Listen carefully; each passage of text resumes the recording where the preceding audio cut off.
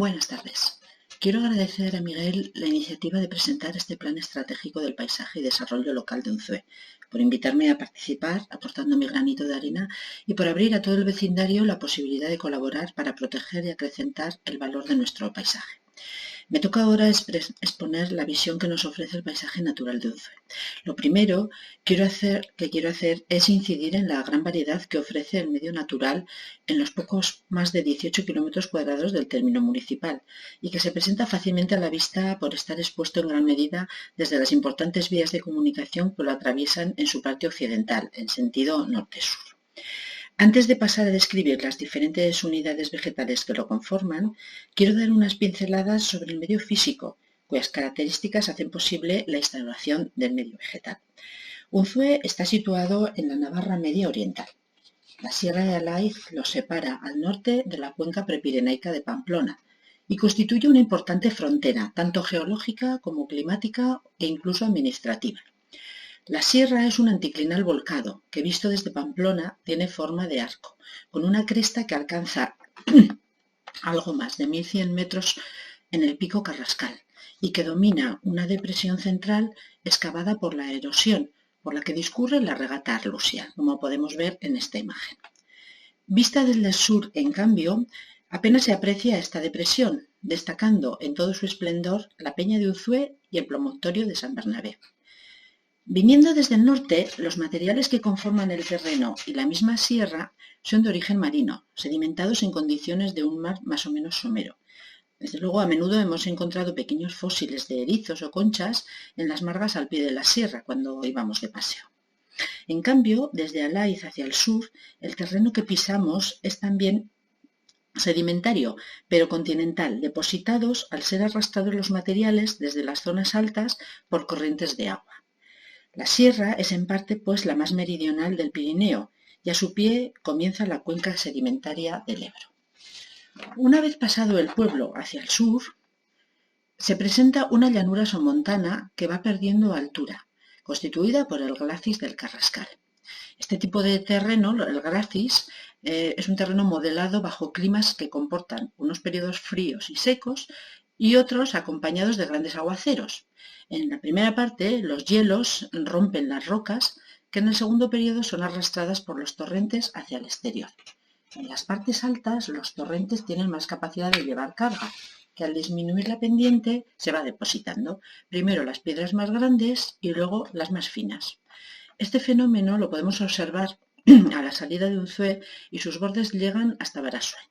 Este glacis de Carrascal llega a alcanzar nada menos que 7 kilómetros de espesor.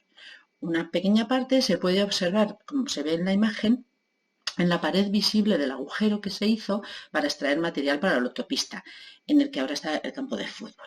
Así que los agricultores que se han pasado tiempos y tiempos quitando piedras de los campos de labor, pues pueden seguir preparándose porque piedras hay unas cuantas, como vemos. Bueno, aparte de esto, Alaiz constituye también una importante frontera bioclimática que separa el mundo mediterráneo del que no lo es. Hasta ella llegan desde el norte las hayas y robles atlánticos que encuentran la humedad que precisan en las nieblas y nubes bajas que con frecuencia se agarran a sus cumbres. Estamos muy acostumbrados a ver la famosa montera que muchas tardes vemos agarrada efectivamente en la parte más alta de la Sierra de Alaiz. Y desde el sur llegan también las carrascas, árboles típicos mediterráneos, y los olivos, que aunque ahora ya no los tenemos desde aquel famoso año de la helada, pero el olivo también es un árbol muy típico del clima mediterráneo. Si miramos datos de pluviometría, se observa que en las alturas de Alaiz, bueno, aquí se puede ver la imagen de las nieblas que, como sabemos, se agarran muy a menudo a las cimas de Alaiz. Como pluviometría os comentaba, se observa que en las alturas de Alaiz se pueden llegar a alcanzar casi los 1000 milímetros y en cambio, solo unos cuantos kilómetros más abajo, hacia el sur, hacia Puello, esta tasa puede incluso ser un poco más solo que la mitad de esto, algo más alrededor de 500-600 milímetros. Este grado de humedad entonces va a condicionar enormemente la vegetación que aparece en una o en otra zona. Los datos de temperatura muestran también que nuestro término se encuadra en el clima mediterráneo. En conjunto, de todos modos, la muestra como una zona totalmente de transición, ya que llega desde el norte influencia atlántica y desde el sur influencia mediterránea. Por eso va a presentar una vegetación muy variada y típica de estas zonas, tanto de zonas más húmedas como de zonas más secas. Visto entonces una vez en medio físico, vamos a repasar ya las distintas unidades ambientales que podemos disfrutar en nuestro término municipal, según están recogidas en el estudio de incidencia ambiental del Plan General Municipal de 2009. Vamos a empezar por una unidad marcada que son los bosques autóctonos. Y aquí vamos a tener tres buenos representantes. Empezaremos por los hayedos que se instauran en las alturas de la Sierra de Alaiz. El hayedo de Alaiz es bastante importante porque representa un bosque bastante bien formado de los más meridionales de Navarra. Podemos encontrar un pequeño retazo de hayedo también en la zona de la Marquesa, entre Orixua, en esa zona, en los Altos de San Pelayo, es un pequeño rodal nada más, y también podemos encontrar un hayedo bien instaurado en Petilla de Aragón, que Petilla es Navarra, queda más o menos a la altura de Olite, entre Olite y Beire, queda por esa zona. Pero los hayedos de Alaiz entonces son de los más meridionales de Navarra. Son hayedos instalados sobre terrenos calizos, que esto ya le dan un cierto carácter. Las hayas son unos árboles que necesitan tener la copa fresca y húmeda y el suelo que no se encharque. Entonces, por eso se asienta en estos terrenos con mucha pedregosidad, que efectivamente no se llegan a encharcar. El haya también tiene la particularidad de que cuando expande sus ramas y sus hojas son muy horizontales, se extiende muy en horizontal y por lo tanto impide que la luz penetre a los estratos más bajos. De esa manera solemos observar el hayedo tanto en primavera como ya en otoño, lo podemos observar con un sotobosque sin apenas vegetación, porque todo lo ocupan las hayas. Lo que sí que pasa en los hayedos es que las pequeñas plantas que los pueblan son unas plantas adaptadas, normalmente suelen tener partes subterráneas de reserva, bulbos, para poder desarrollarse muy rápido en primavera antes de que las hayas echen las hojas y así completan todo su ciclo. Bueno, podríamos ver en la imagen el precioso lirio que podemos encontrar subiendo a Alaiz en alguna época muy concreta. Los narcisos suelen ser muy abundantes cuando empieza la primavera.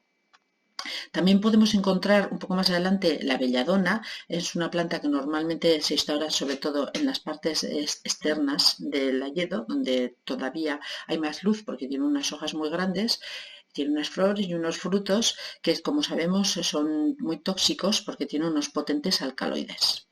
También encontramos entre las hayas los ruscos, que solemos aprovechar, como sabéis, en Semana Santa para recoger las palmas.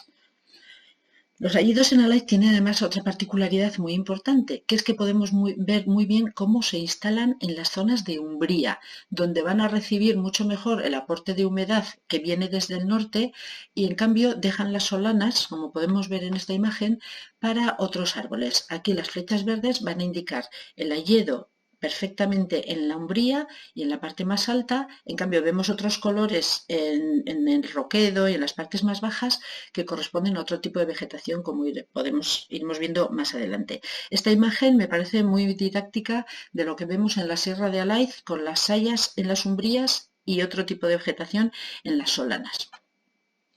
Así pues, pasamos a otro tipo de bosque que encontramos también en nuestro territorio, que sería el quejigal. El quejigo se asienta en las zonas más bajas con suelos más profundos y va ascendiendo un poco en las laderas mezclándose con otros árboles. Aquí se puede ver también en esta imagen, en primer plano vemos en tonos amarillos, este sería un quejigo en otoño que va cambiando el color de las hojas y al fondo se puede ver también las manchas de colores más o menos amarillentos, más o menos ocráceos, de tonos marrones que corresponden a una vegetación más mezclada, tanto de quejigos como otros árboles acompañantes que pueden ser avellanos, servales, algún urrillón, diferentes arbolillos, algún tilo también suele haber que acompañan al quejigo. El quejigo en esta otra imagen se puede ver también las manchas de quejigos, aquí justo a la derecha, sobre el montículo, ya son quejigos en otoño, que están con las hojas marrones. El quejigo es un árbol de una zona de transición. Al norte de Navarra, en los terrenos más frescos, más húmedos, se instaurarían los robles. Los robles son de hojas caducas que las pierden ahora en el otoño, y aquí ya en la parte mediterránea, desde aquí hacia el sur, vamos a ver las carrascas. En esta zona nuestra de transición entre una cosa y otra podemos ver los quejigos. El quejigo es una especie intermedia entre los de hoja caduca y los de hoja perenne. Tiene hojas que se llaman marcescentes porque en el otoño se ponen marrones, pero siguen estando en el árbol hasta que llega la primavera siguiente y salen las hojas nuevas.